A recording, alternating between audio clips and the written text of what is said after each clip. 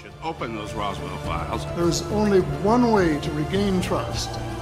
Find and tell the truth.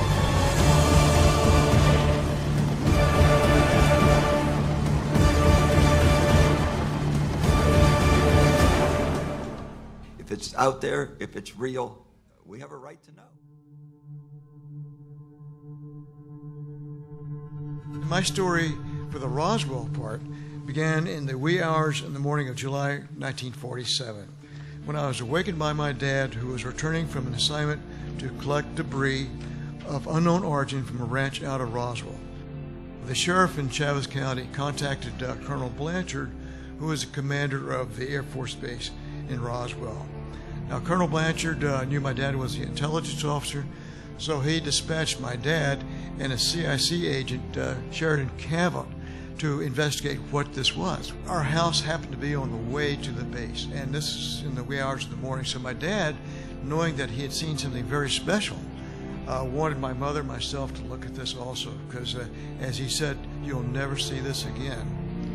So what he did, he stopped off at the house, awakened my mother and myself, and again, the wee hours in the morning. It's summertime. I've been playing all day with my bicycles and things like that. I was 11 years old at the time, however. And he brought us into the kitchen, and I saw a smattering of this strange debris on the kitchen floor that he had pre-positioned. He said, look at this. I think this is what you call a flying saucer or remains thereof. The debris itself consisted of three components, three types. There was a foil, a very tough metallic foil of some nature that I can't really describe. If you fold it over, it would unfold and assume its original form. In addition, there was black plastic debris like a broken phonograph record. But the strangest thing I saw was, as being passed around right now, was this is a replica of one of the I-beams, or the beams I saw in the wreckage. In that, you'll note there's some symbols written along the inside surface of this, and they're a purplish violet hue, semi-reflective of light.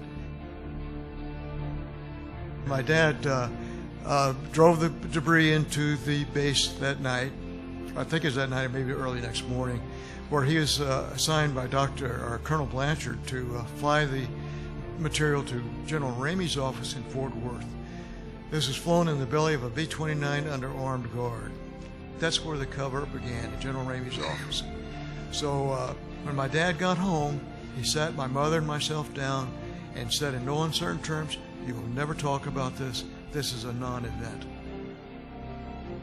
Is there anything else you can share with us of your impressions and knowledge of an 11-year-old boy?